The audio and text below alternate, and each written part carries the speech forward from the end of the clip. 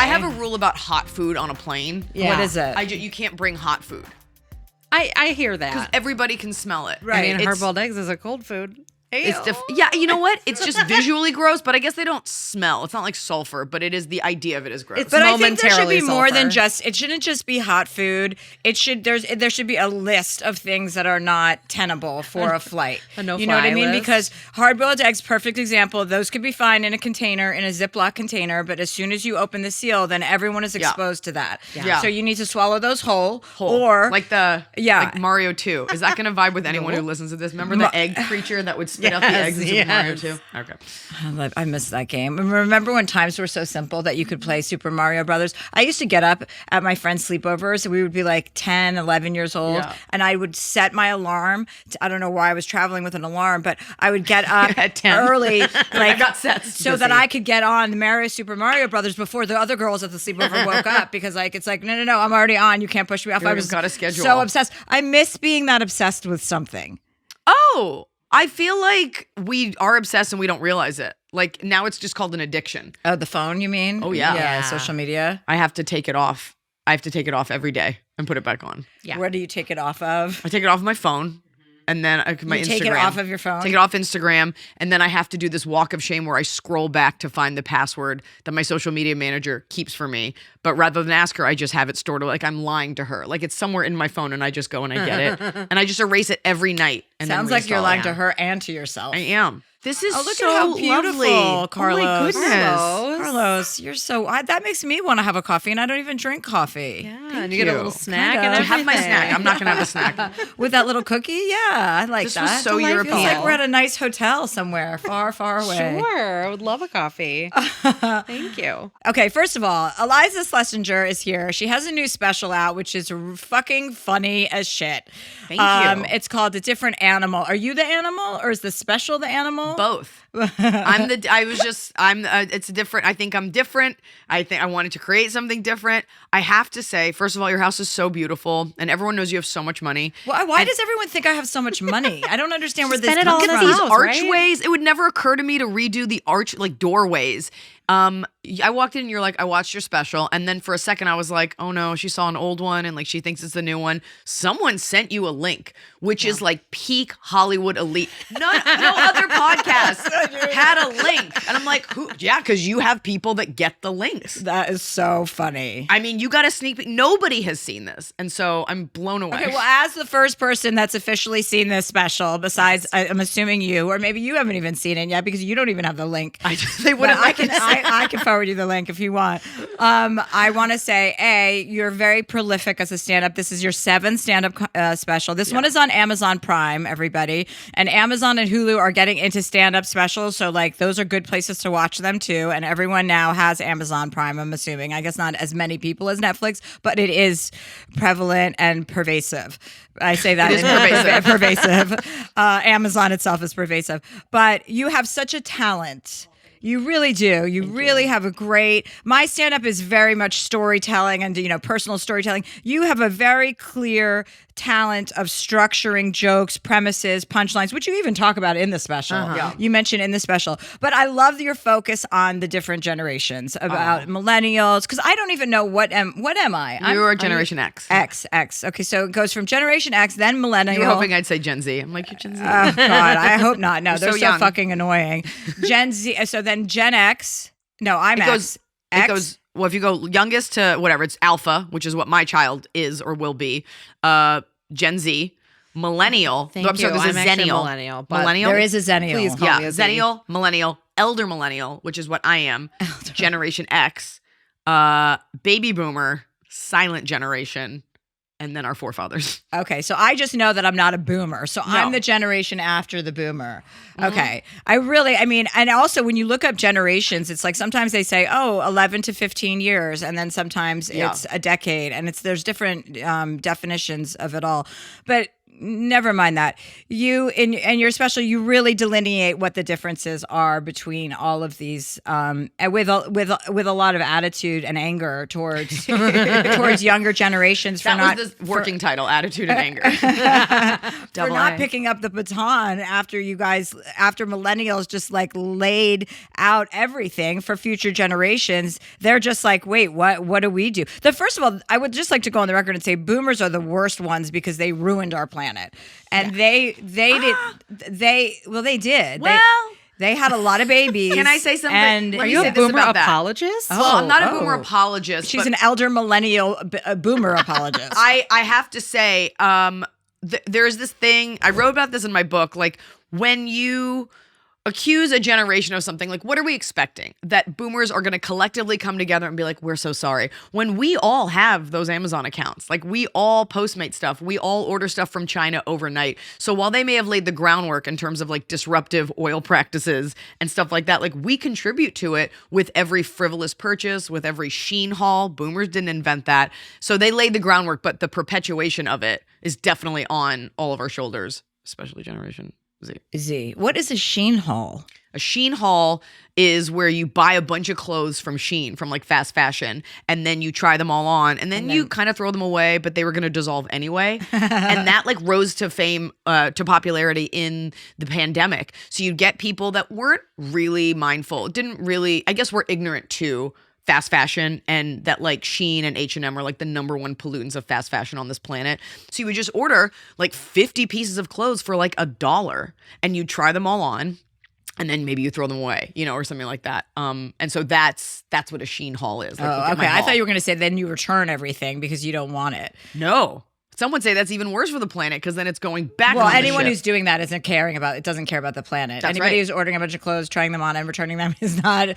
Or keeping them and they go nowhere, or you donate them but nobody wants them. Because they're so cheap. I feel like every podcast I do, I go back to like sustainability, and people are just like turn it off, go back to Justin Baldone. It's like that on October 7th. Let's talk about. Oh yeah, that's the last time we saw each other. Right after at a Jew event, right after October 7th. But can I? You came. I invited you. I put on a benefit, and they were like, "Who else can we invite?" And I was like, "I have Chelsea Handler's email, and I don't think she knows I have it." And I emailed you, and you wrote back, and you came, and that like elevated the event. Like I tried to already we had tried to have some cool people there, but like we don't know each other that well. And the fact that you were like, "Yeah, I'll be there," I was just like, that was such a cool moment where you definitely did not have to answer that email, and you definitely did not have to show up, and like I felt like anointed into like a cool comedian hall of fame that's just you and I. Well, I'm glad I went. I'm glad you came too. Okay, so I don't want you to have to talk about sustainability. I can't even pronounce it this morning. Sustainability, but we can talk about shower sex. Let's talk about shower sex. Let's talk about shower sex. I want to know who is having shower sex. This is a topic that Eliza covers in her special in a hilarious way, and it's kind of kind of calling out all men who are stupid enough to believe. I don't care how hot your relationship is, or how new it is, or how horny you and your partner are, or you and your throuple are. I don't want to discriminate. Maybe you have more than one lover in a group, but no one wants to fuck in the shower. It's not fun. It's not sexy. No. It's not, and your penis, it doesn't. No one can feel anything. Also, nobody ever talks about the fact that you can't feel your penis inside a vagina when you're in the shower. When you're stressing, and like this idea that like, oh, let's have shower sex. I'm like, we're not two gay guys at a crunch on like a Thursday. Like we're not fucking in a shower. What's wrong? Why do people? That's another thing I want to discuss. Thank you for bringing it up. It's like you have ESPN. Why are people fucking at gym? Like gay men specifically. I know some gay men who specifically go to the gym just to give blowjobs in the sauna. I don't understand giving a blowjob, but I understand. I feel like if you're a gay guy, it's like extra testosterone. So it's like at level 10 all the time. And you're like, I got to get it in, because most men would. Like my husband is like, you just tell me when. He's like, I'm always ready. And so it's like, it's that times 2. You're like, thank you. I didn't know that. I'm like, I know. But the showers, it's just more like you're following me in here thinking I'm here to shave my armpits and like give the illusion of a bikini line. And you followed me in. I guess we have a bench in here. One person is always cold. One person's always uncomfortable. The lube gets washed away. perhaps in your are you suggesting that you use lube in the shower? I or guess you should. It's actually the opposite of a lubricant water. Yeah. Because have you Yes. ever tried to fuck in the ocean? It's the same thing. It's the same Salty. thing. You know, Well, yeah. you can't get Salt it and in. debris. It's like you need a lubricant. Yes. But who's going to bring a lubricant to the Like a beach and pool. into the ocean and then lubricate when you're underwater? It's just all it's like counterintuitive. You have a whole contingency of like mermaid fans that are like, actually, I find aquatic sex. I think it all just speaks to aquatic sex. I think it just speaks to like a woman's comfort not being taken into account. And when you're in your 20s, you're just like, yeah, I'll do that. It's hot, but like you're not loving it.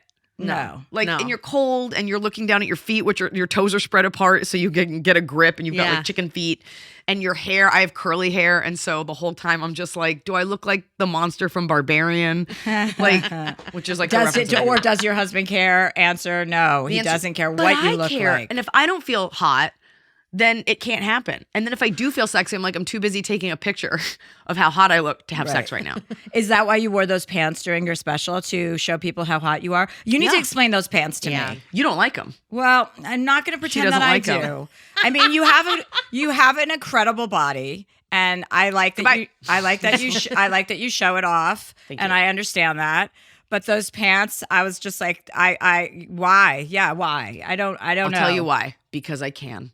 Yeah. And I think as a woman, I think the more... You can come on in, Carlos. Come on in, Carlos. Bring that There's biscuit. no reason you Carlos, an shouldn't become part of this podcast. This is so cute. This is so man. cute. I didn't even know Thank this was you. available in my own home. It's so continental. That's how rich I am, you guys. I didn't even know I had a cafe. She just met Carlos. She didn't even know he was here. I love a fun pant. And the pants that I wore on my last special Yes, were I like remember a similar outfit. It's a similar silhouette, and I didn't mean to fall into it, but we all, you dress for your body type. What's your body type? Well, I've got like my thigh. I've got like the thighs are like, I started doing Pilates, so it's different. But I don't know, strong core. Excuse me, 1 second. I don't want to cough over you. Apparently, I'm She's allergic like, to "Bullshit. coffee. You don't have a strong core. Okay, go ahead. You dress for your body. I mean, it's just, I don't know. I don't like to wear a skirt on stage because I move around a lot. Like, there's just things that you find empowering.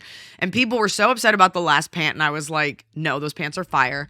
These pants, I was scrolling through a rave party wear website, as Okay, one that makes does sense. when they're trying to conceive a child. I had my daughter, and I don't remember if I had just gotten pregnant with Ethan or we were thinking about it, but I saw those pants. And there was something about them. I was like, those. Do you ever buy like an article of clothing and you're like, I don't have an event now, but I know I will? Does that ever happen to you, or do you have someone dress you? Oh, God. No. I They know what bring in you the mean. racks. I know what you mean. I Yes. saw them and I was like, I like that they had the micro flare. Like I was like, that's something aspirational. So I bought them. And then I was pregnant for a full year. And then I just worked out every day with those. Like my trainer would be like, hips, pants, pants. Like think about the pants. And they reminded me of Cher, like Yes, Turn Back yeah. Time. Definitely. And I just know that there will be a day that I shouldn't wear those pants. Right. And I just thought that they were cool enough while not being super distracting. Do we had to iron out the bulkiness of them in Photoshop because they don't lay right because they're like made of cheap plastic? Maybe. But I just was like, these pants will upset enough people. Yes. And enliven people, and it'll at least be a talking point. Yeah. Well, you're right. It is a talking point. So good for you. Mazel tov. Thank you. I thought they were just cool, and I just liked them. Well, I like that it doesn't really matter if I like them or not. It matters that you take a risk and are like, stepping into your own power and like, I'm going to fucking wear these pants. That's all that really matters. That's what I mean. And also, I do feel empowered in them, and it's like an extension of who you are on stage. And I also think I come from a generation of stand-up, and I definitely was a huge part of this, like just wearing a hoodie on stage. I think there's a video of you of like at the Ice House, like 400 years ago, and you're wearing a hoodie, right? Like I feel like women weren't encouraged to do that, and now I look at younger girls, and they're just like in a bra on stage, and they don't think about it.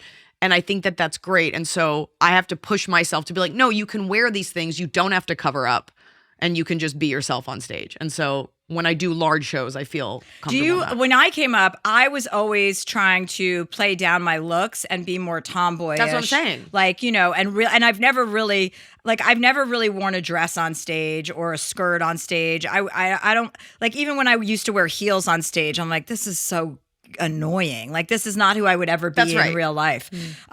So But did you feel that when you were did you feel like you had to dial down your looks when you were coming up? I think it's something that people talked about, but I you can't be funny and pretty, so cool it with the pretty. Oh, it was more normally it was an accusation, like funny and pretty. Like, what's the catch? And you're like, I don't know, you're really ugly. So this is obviously what's the catch? I have herpes. That's the catch. I'm Morning funny, DJ. pretty, and I have herpes. I'm dying.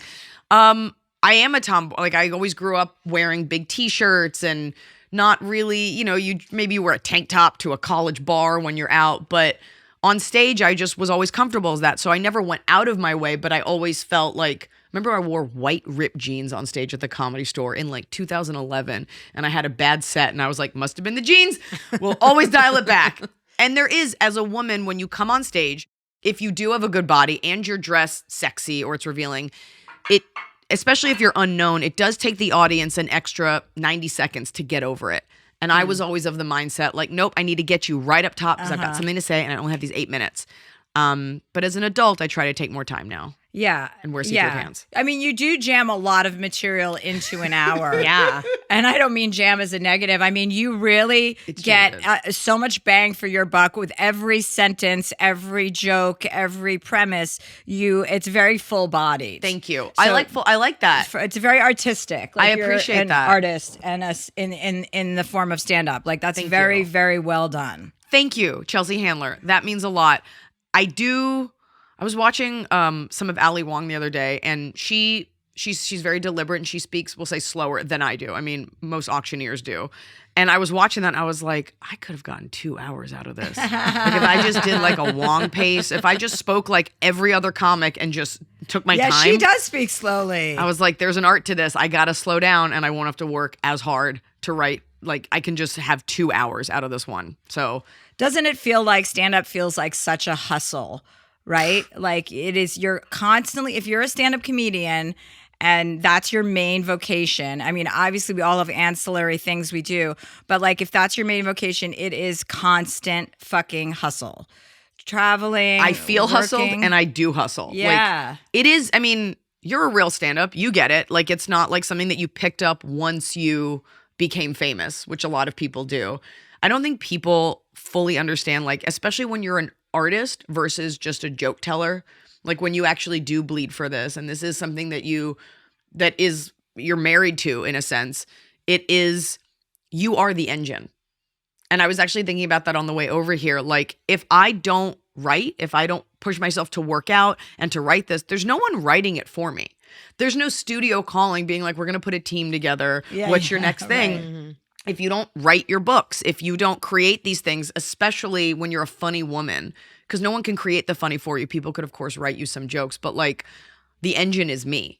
And when I take a break, there's no one knocking at the door, are you done taking your break? Yes. I'm sure people would prefer I just take the break forever, and so. Well, you're completely self-reliant. There's no There's no safety net. Yeah, right. The mortgages are in my name. But that's also kind of a nice thing. That conversely, there's a flip side of it, which is you're not really answering to anybody but yourself. Yeah, I think so. Yes, because I can take those breaks. I can take that vacation. But I do feel that I think we're coming away from it now, but we did get to a place in comedy where you were answering to a very loud minority on the internet. And those are the people that were canceling people that had nothing and were angry at you for trying. And those voices got amplified. So I was never answering to them, but there was a stutter step, especially as a woman, because we're expected to be kinder and empathetic at every turn. Meanwhile, guys are like, oh, yeah, I got this underage hand job and it felt great. And yeah, maybe women shouldn't be allowed to read. And it's just oh, more of that, please. And I get up here and if I'm like, oh yeah, I chose to have 2 kids. It's well, why didn't you have 3? Do you hate women who don't have kids? And you're just all right. You're constantly having to answer for what you have done and haven't done as a woman. And I think that we're swinging the other way where now you can kind of just make statements and not have to. Well, now that Trump is pregnant, now that he's been pregnant for quite some time, but now that Trump is president, I'm sure all that, political correctness, everything's out the window. Something else you talk about in your stand-up is, which I think is so great, when men congratulate other men for impregnating their wives. Like when Eliza's husband's friend or stranger, usually stranger, right, finds out that you're pregnant. Yes. Especially with a boy. Like especially, they love to know there's a boy in the world. Right. But men will, it's the weirdness, the dystopian weirdness of standing there while one man congratulates my husband, not me, on the pregnancy. I'm like, he played the smallest part. Like, I am doing all the work, and it's like, congratulations, 6 seconds, well done. And you're just standing there. It's super Handmaid's Tale, and you're just like, well, I was just glad to receive. It's not their party. And what are they congratulating each other on? Seriously, though, when you think Getting about it it, in. it's like, yeah, way to go, fuck your wife and get her pregnant. Way to go. Way to go, because men love to know other men are having sex. And like two guys at a bar, if a guy leaves with a girl, a guy will just high five and be like, nice job. And women are like, don't go with him. That doesn't feel safe. Like, we don't want anyone having sex. Yeah. And men are just like, just however you got to get it in. And it's primal and it's the way they are, but I want the congratulations as well. Did you have sex with or did you have a lot of boyfriend comics? No. Ever? No. None. You No. never dated a comic? I did, but so long ago. And I kind of just stayed out of it. But a big reason I did, and I think you can probably relate to this, I became a headliner so early in my career. So From winning Last Comic Standing? Yes. And so that was like 25. And so that's the time of your life where you are looking to, at the time, mostly men who were in positions of power for validation, to take you on the road. And it's not that women always sleep with those guys, but that I didn't need that from a man. And I certainly didn't want to date a coworker or someone who was less funny or successful than me. So that pool was pretty much shot. And I think men, you try to date a male comic who doesn't do as well as you, they always get jealous. So I just it was never my dating pool. Mm-hmm. I'm trying to think if I made out with any of them. I don't even think so. I once had sex with Tom Rhodes. Do you know who Tom Rhodes is? I just canceled on a lineup he was on the other night. Oh, Not my because God. of him. Oh, I was like, did he do something? Was he canceled? He's very nice. He's a sweetheart. I once had He's sex good looking. Yeah, he is still good looking. He came up to me at this we were at an airport lounge the other day, and Which he one? American. And I was with my cousin, and he was like, "Hey, Chelsea, just wanted to say hello." And I just thought he was He shook your hand? I thought he was a rando. Like, I just thought he was a fan or something. And I said, "Oh, hi, nice to meet you." He goes, "It's me, Tom Rhodes."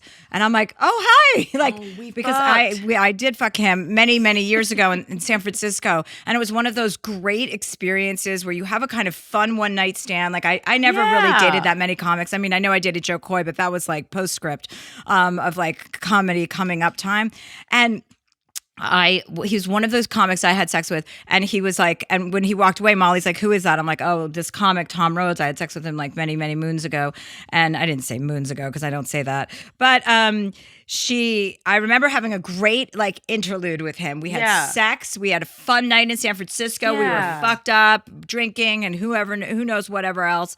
And then we tried to reenact it in LA, and he, like, a couple months later. Is this after you were you, or is this before your I your was book? coming up. I wasn't. Okay. No, I was like, starting out, and I think I was opening for him at the San Francisco Punchline. Probably, like, I was probably the opener. There was a middle, and he was the headliner. And so we ended up having a great night on our last night of the week. And then we tried to recreate it in LA, and I met him at the Comedy Store here in LA, and it was I think I got my Yeah. period. Like, it was one of the worst hookups ever. You know what? Yeah. Sometimes you just have to leave something alone. Like, never speak to, just because you had one good night with a person doesn't mean you should ever see them again. It's like That's true. when you go to a really good restaurant when you're on vacation, don't go back there the next night because it was so good the first night. It Right. will only disappoint you. I feel that way with like an entree. I'll be like, I want to order another one. Yes. Or like Yes. like you can never have two egg McMuffins. Like the first Yes. is so delicious. Yeah, You're like, and I you- haven't had. I And, never have it. no, I love Egg McMuffins. The second I one, love them. instant diarrhea. I- What yeah. they need to do is make egg McMuffins a little bit bigger. When we went through COVID, I had my So housekeeper. I'm like, just go stock up on as many Egg McMuffins as possible because I'm not going to be able to go to McDonald's. And I fucking love Egg McMuffins. Stock up. Stock Are you up. freezing them? Well, yeah, I was freezing them, and they are not as good when you freeze them. No. They are. Turns so, out I was fast food doesn't last. Nothing got me Right. off of them quicker than freezing them. I'm like, these Yeah. are not good at all. You know what else will get you off of them? Having 2 on like a regional flight in the Northeast. regional. You're like, I just you this is my lost me treat. at regional flight. It was How my depressing. treat for years when I was first traveling. You get there to the airport, and I was like, okay, I never eat McDonald's, but this is my allowance at the airport. I'll have it. And then one time I had 2, never again. Yeah. No. I definitely agree with you about the sometimes you have these wonderful moment like the sexual encounter and it's just and no one's jealous, it's not weird, and I feel like women so rarely get to have those where you're like, I don't even want it again, I don't want to date you, like that hit the spot. Yeah. Thank you. And even though I didn't get off, like that was still great. Yeah. Thank you so much. Yeah. You don't need it again. And it's a good lesson to know, like for our young listeners, it's a good lesson to know, like just because you have a great night with somebody doesn't mean that you need to have another great night with them. Like It's not sometimes love. it's okay just to like read a good book and let it go. Like you don't have to keep rereading it. I will say, you don't know who this person is. There was a total power reversal. I was playing somewhere. I'm not even going to say the city or anything. And it was a younger comic that I had known forever. And they'd opened for me, ran like guest sets in this city. And I'd see them once every few years. And he came over and he just went down on me.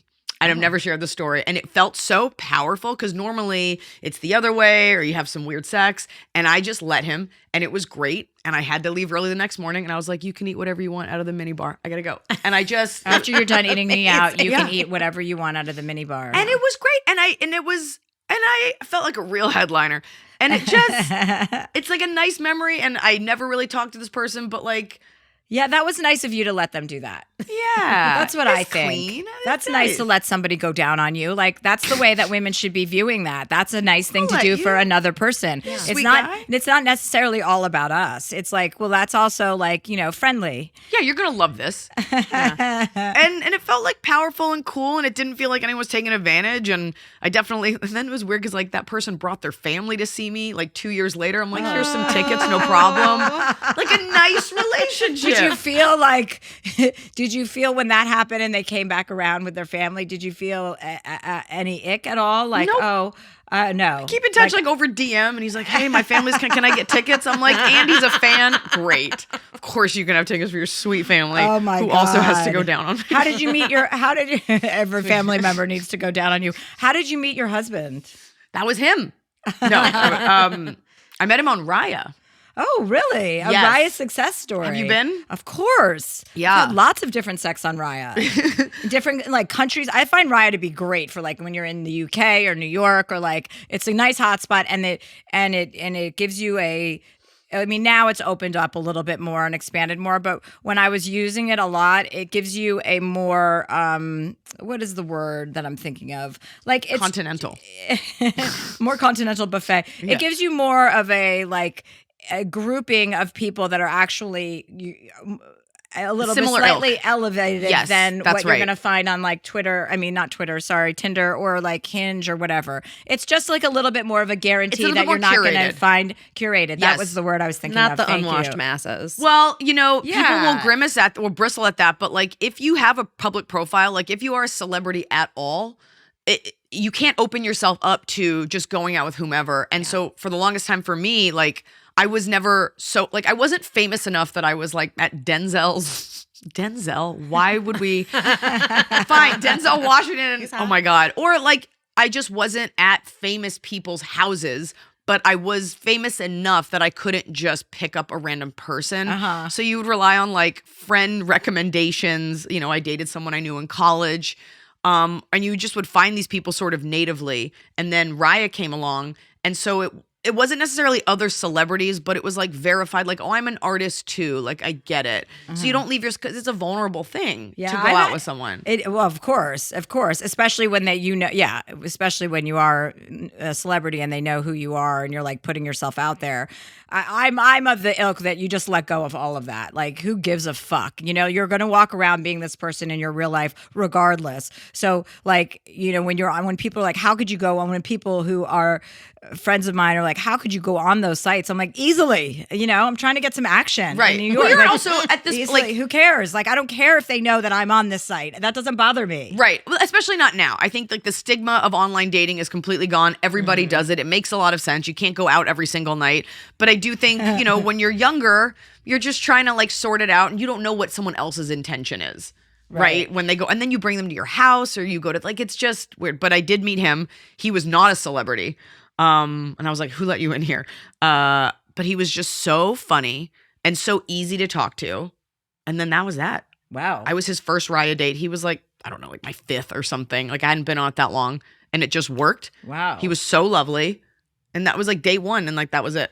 And so what kind of artist is he? He's a chef. Oh, But he's perfect. I should have brought you a book. He's a cookbook author and chef and a writer. And so he writes a lot of, articles, freelance, but he is a chef and cookbook author. That's cool. It was cool. And when I met him, he had opened, are you a regular eater or do you not eat meat or anything? No, I'm a regular. A regular person. He was the opening chef for Bloodsoe's Barbecue on La Brea, Okay. which is like an LA awesome. staple. Yeah. And he has his cookbooks. He writes cookbooks. He has one coming out. Do you ever eat at Found Oyster? You're very far west over here, so I don't know. Yeah, no, but I've heard of Found Oyster. I love oysters. So Ari Colander, he wrote Ari's book, and that comes out called How to Cook the Finest Things in the Sea. So he's the guy that he's got James Beard's award. Like he's the guy you go to if you're like, I want to do a cookbook. He will capture your voice and write that with you Ooh. and recipe test. That's such a nice, refreshing vocation It's great. in this town, especially. Yeah, he's not like a fake chef. Or a photographer or a producer. I mean, photographers at least can, take photographs, but producers is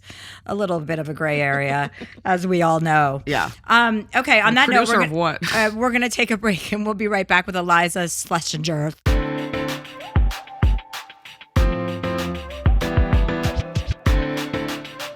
And we're back with Iliza Shlesinger. Okay, Catherine, what do we have? What's happening? We actually have two Blakes today. We'll Oh jump my right God. into More- our callers. Is it Blake Lively calling in for advice? If she calls in one more time, I swear to God. She's like, I'm your neighbor, Chelsea.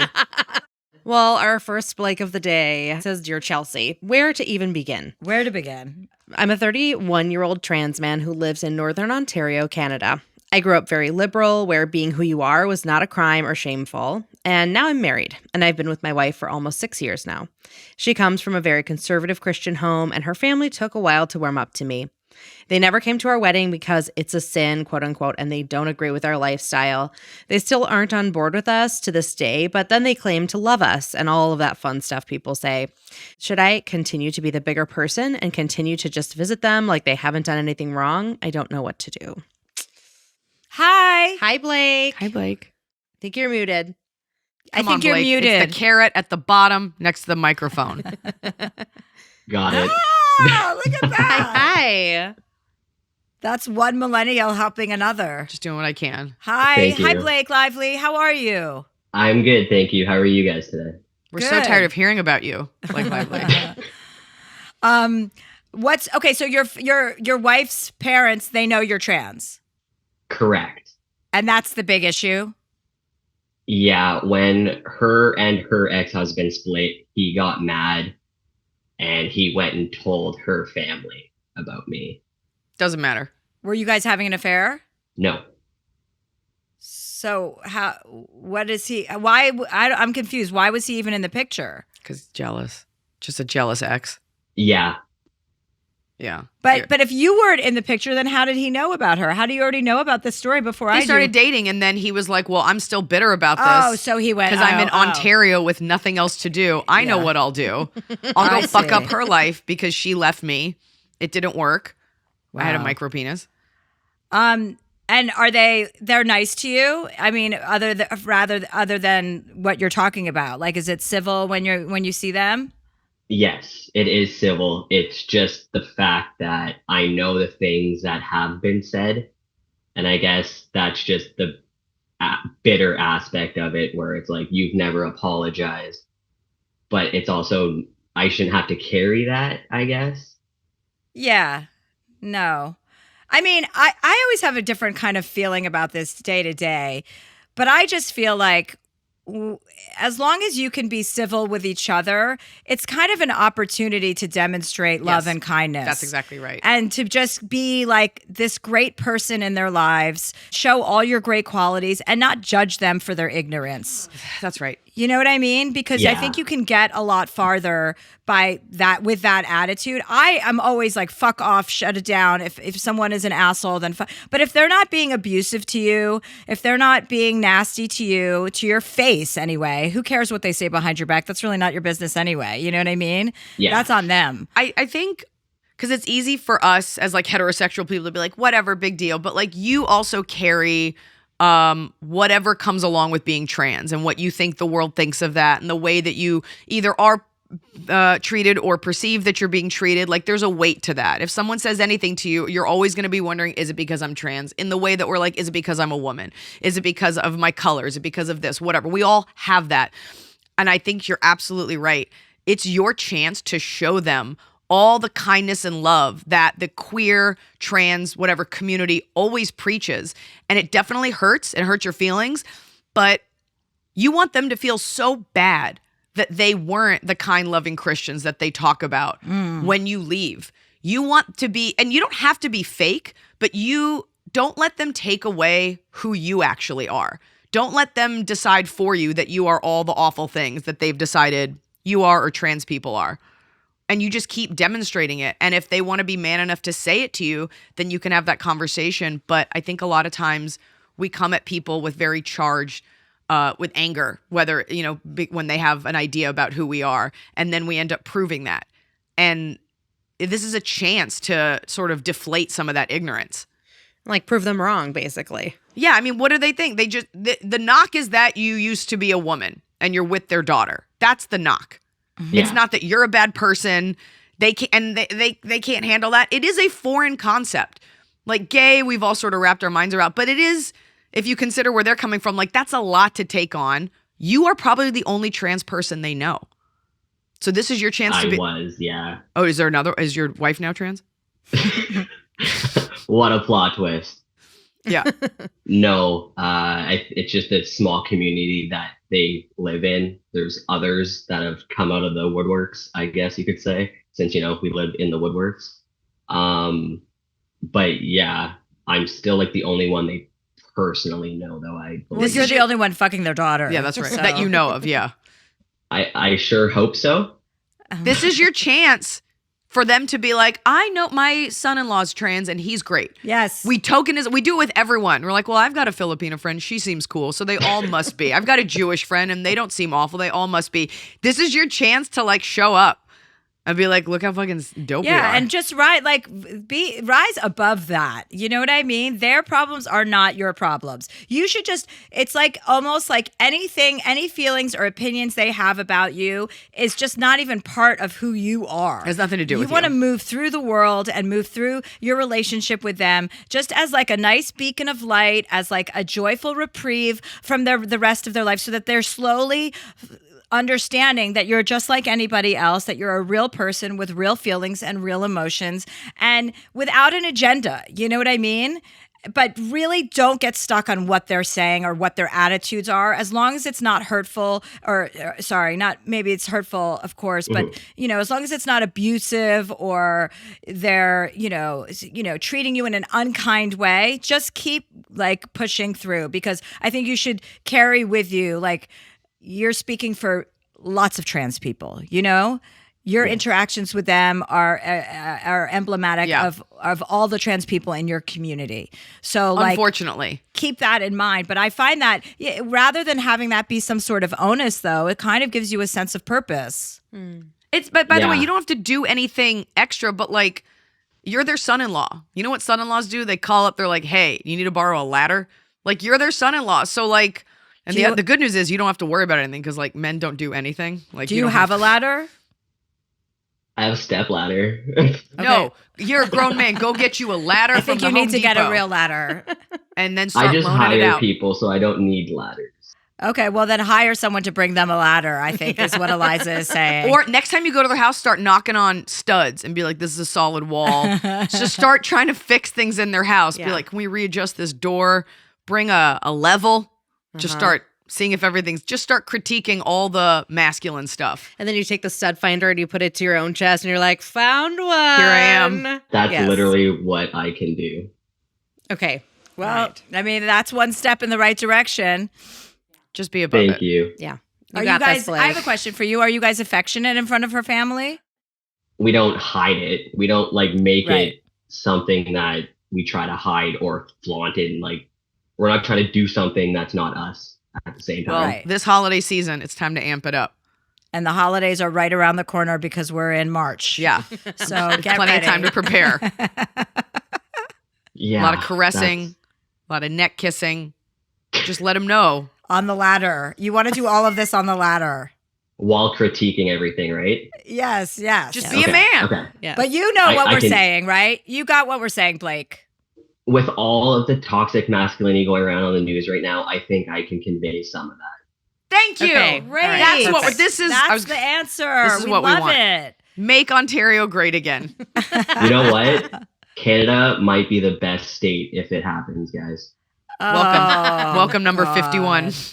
Don't worry, Chelsea already has a place here, so it's not even like she really has to move, right? It's not like There I'm you even go. emigrating. I'm just like going from Do you one. have a Canadian passport? I don't. I have a house in Whistler, Canada, but I don't have a Well, passport. she won't need one when she But when I we can annex marry a it. Canadian Yeah. if I have to. But No I problem. don't need She's to good. marry a Canadian. No, yeah. Yeah. Everyone was always like, before the election, everyone was like, oh, you can just move to Canada. I'm like, I have a feeling he probably thinks he's getting to invade Canada and take Canada over. Like, Canada is not far enough away.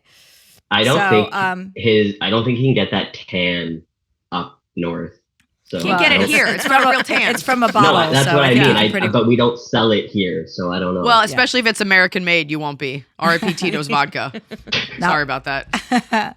Anyway, All right. Blake, good luck with Thanks, everything. Blake. Congrats on thank you so much. congrats on your relationship. And I think you're actually gonna be a great example for your in-laws and that whole family to open minds and expand horizons. Well, thank you. I appreciate everything, guys. Okay, All right, take thanks, care. Blake. Bye. I couldn't resist taking a bite of that. It was like calling my name. All right, on to our next Blake. Oh, this is Blake, back to back Blake. Back to back Blakes. Okay, excuse my chewing. No, that's fine. That's fine. We'll mute your mic for that part. So our next Blake is 28. He's here in LA. He says, "Dear Chelsea, I need some big sister energy, and who better than you? After over a decade of producing unscripted content spanning editorial, TV commercials, presidential campaigns, and the wild west of social media, I'm ready for a change. I've worked for iconic brands across the Condé Nast portfolio, produced for Hillary Clinton and Stacey Abrams, and even helped Applebee's snag a Cannes Lion. Feels like Fancy his LinkedIn that. bio. Seriously, dude. I mean, you look, know, he's got look gotta at his tee it board off. back Yeah. there. But despite all this, I've hit a wall of unfulfillment. After a layoff in NYC, I moved back to LA and landed a job in programming management at a live streaming giant. While I'm grateful, I've realized I want to return to my first love, producing, specifically in scripted TV. Cue a mentor's advice: if you can't find the project, create it. So I started writing. Work that began as a cathartic way to process a breakup. Yes, I Taylor Swifted the shit out of it, and reflect on chaotic work situationships. Imagine a flirtatious gay CEO in advertising, harder than it sounds, has turned into something I'm genuinely proud of. I've drafted 2 stories, one rooted in raw gay emotions, the other dripping in Jewy high camp, and I've shocked myself by how much I love this creative outlet. Here's where I need your advice. I feel this pull to pursue writing and producing scripted TV full time, but the thought of freelancing and giving up financial stability, hello student loans, terrifies me. Everyone in LA seems to have advice, but now I'm stuck in analysis paralysis. How do I take the next right-sized step toward a career I'm passionate about without losing myself in the process? How do I balance humility, creative ambition, and the rent checks? With love and kindness, Blake. Hi, Blake. Hello. Hi, Blake. Hi. Blake. Eliza, do you want to take this? This is our special guest, Iliza Shlesinger. Hello. I'm very familiar. Oh, is that good? No, in a good way, in a familiar. very good way.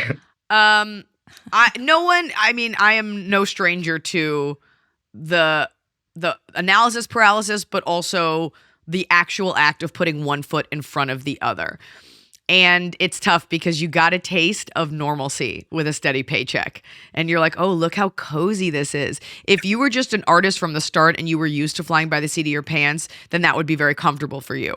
I am that. Like, I am a freelance person, right? These are the things that I do. I don't have that backup job. The answer is you're just going to have to do both. You're just going to have to be exhausted.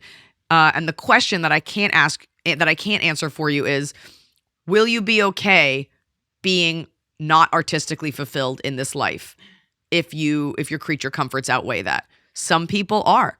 For me, it is paramount, but some people can live that way. And are you willing to keep that job so you can keep your lights on and then just write at night and just hustle and have two jobs until one edges out the other? So short answer is yeah. So like for me, I originally moved away from LA to go to New York because I, at my core, am a hustler. And so while I was doing a lot of those other projects, like I always had a full-time job and like I was able to freelance and sort of navigate it. And what happened to me is I got a job and got a really nice salary. I was still living paycheck to paycheck at the time because New York was just crazy, but I didn't freelance anymore. And then when I had the layoff happen, it just shook everything up and terrified me. And now I'm back in a place where I have a full-time job again. I came back to LA, and I'm really sort of leaning into this creative outlet that I really love, but I don't have side hustles. And that's kind of where I'm like, I know I need to get back into the side hustles, but sort of writing has taken the spot of what that would be because I'm doing it at night. I'm doing it on my lunch breaks at my full-time job. Is it writing? You are writing it's a non-script. I mean, so you're writing a scripted show. There's not like two scripted shows. Yeah, 2 scripted shows right now. Well, all you have to do is create those, and then it's about just getting somebody to read it. Like, you're not a showrunner, you're not producing these things. So if you've done that, the next step is connecting it to the right people. And then the idea is that gets made so you can leave your other job. But it sounds like you're already doing both of them. Yeah, I mean, that's what I'm getting from you. You're doing all of it. And I mean, I think you're looking for like a way out of doing all of it together, like, you know, some sort of jackpot. And like the truth of the matter is you have to... Ooh, I'm sorry. That's okay. I was like, I almost just got face fucked. The truth of the matter is that you do have to fucking hustle. Yeah. Like, you do. And it's brutal sometimes, but like it is a means to an end. You know, it does pay off. So while it might not be like the most glamorous part of your life right now, it deserves your focus and attention so that it can become your source of income as well. But also, I mean, yes. And it has to be something that like, and it sounds like it is, like you can't live without it. Like I wrote a movie that's on Netflix called Good on Paper. And that movie is something that I wrote every time I didn't get the audition. Every time I had an off night and I didn't have sets. When I could have been going out, but I didn't. Like I always returned to that document. And the good news is you have that fire in you. But I'm going to tell you right now, and it seems to happen for everyone but me, there is no moment where they knock and they're like, hey, we're making it. You will submit this. Hey, we'll read it next week. Okay, it's in 3 weeks. Oh, the executive got sick. Oh, she had a baby. And then they'll pick it up, but we're going to do it in the summer. Okay, well, it's actually going to be for digital. Like, you have to become so accustomed to just eating shit for breakfast because these things take forever. I just took a blind script deal with a major network that took 8 months. I'm sorry, I didn't take it. 8 months to even get the deal. And in the end, we didn't take it because it was so bad. 8 months just to make a deal for a show I hadn't created. So I'm just letting you know. To make a deal for a show you had not created. Hadn't created. It was a blind script deal. And in the end, we didn't take it. Wow. It is such a slog. So you have to be so in love with your characters and your process. And then you have to be okay with them dying when someone buys this and it sits on a shelf.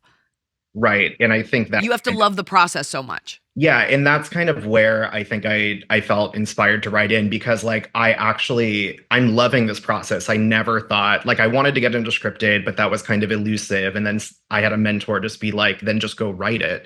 And it seemed so simple. And I actually fell in love with the writing process and it became really great. And then, you know, I was so consumed by one project that I started another. And now I have these 2 projects that are just kind of building and it's been really fun and exciting. But, you know, I do kind of want to pivot into this. And it sort of became like this thing of fear where I'm like, oh, I actually have to like now continue to push this onward and stuff. But I think the fear is sort of coming from like feeling like I'm being consumed by just making it all happen and doing the hustle and doing everything, which isn't something that I'm necessarily foreign to. It's not, it doesn't sound like fear to me.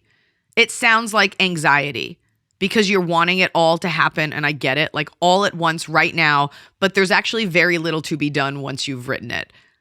And it's going to be sending these emails like there's actually nothing to fear here because nothing is happening. You don't have to leave that job yet. Mm-hmm. What you are is bored. You're like, I'm ready to go. And this industry moves so slowly. So the hardest thing to do is nothing.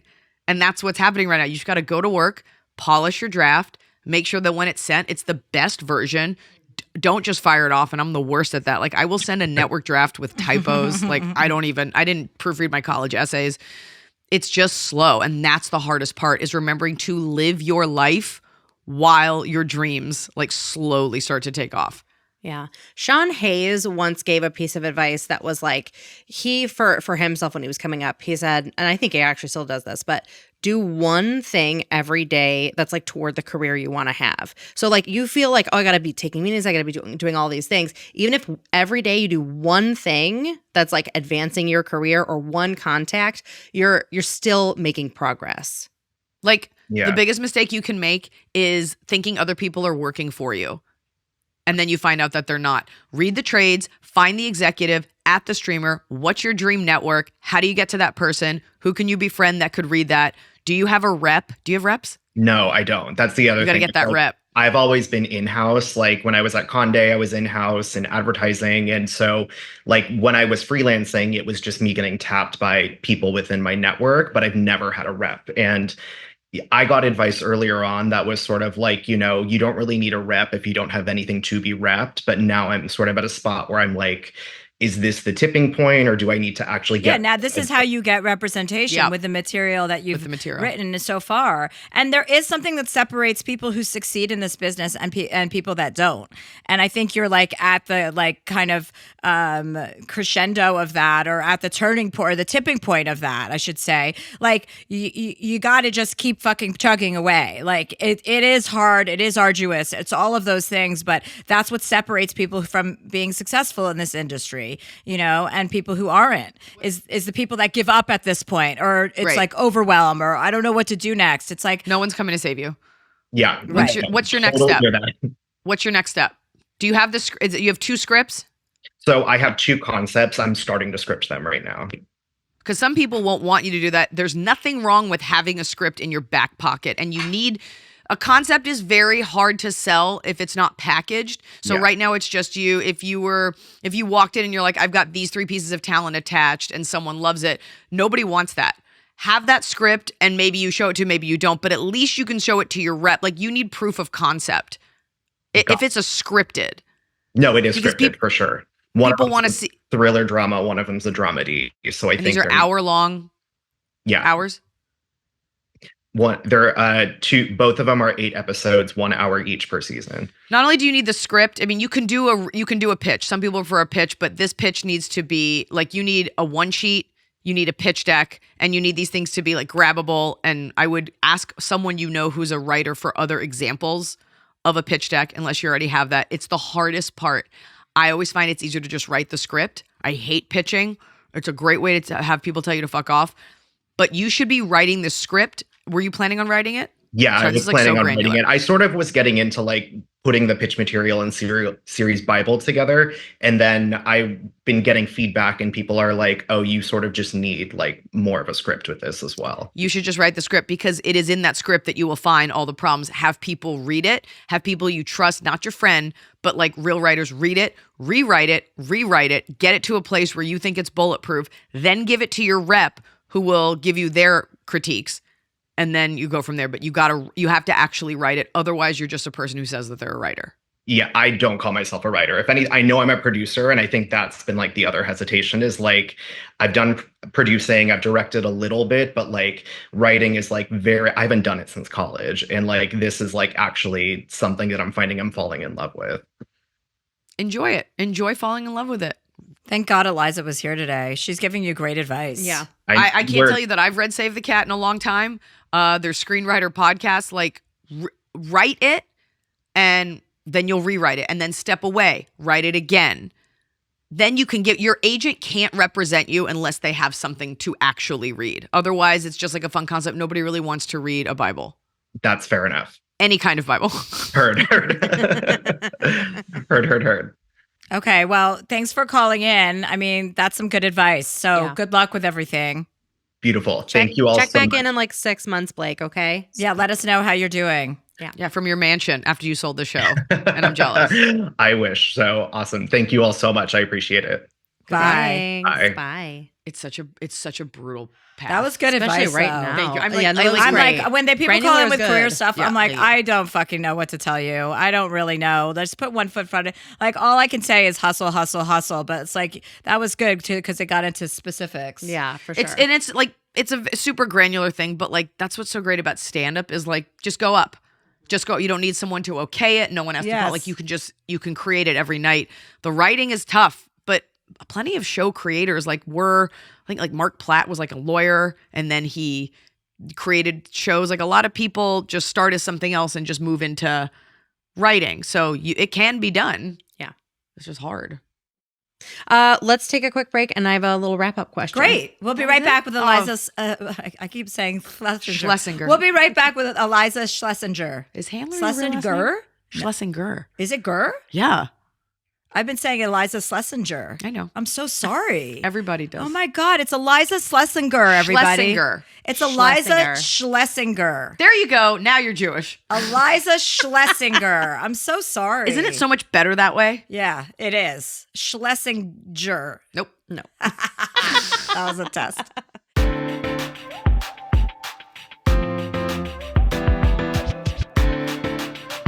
Oh, and we're back with Iliza Schlesinger.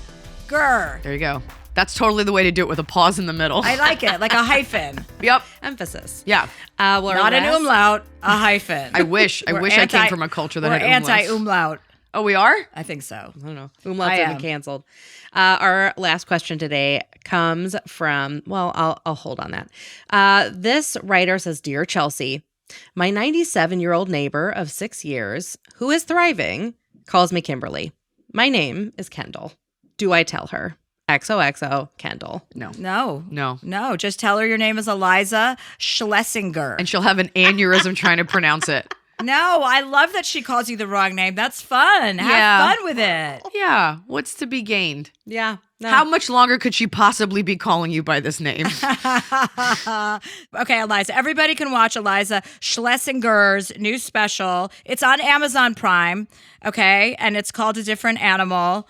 And if you need to know more about her, go to her Instagram, go to her Facebook. Are you still on Facebook? Probably. I mean, I don't even know how to get on Facebook I don't have at my this point. password. Can I plug my podcast? Yeah. 'Cause Absolutely. My producer and co-host is always like, you need to tell people you have a podcast. Yes. It's called Ask Eliza Anything. And by the time this comes out, we will have our new home on Lemonada. And what we do here is the audience is the guest. So we give life advice. Perfect. Oh my God, how funny. Oops. Yeah, so Ask Eliza Anything. Check it out. Love Awesome. it. Thank you, Eliza. Thanks for having me, Chelsea. Yes, Thank you. Yeah.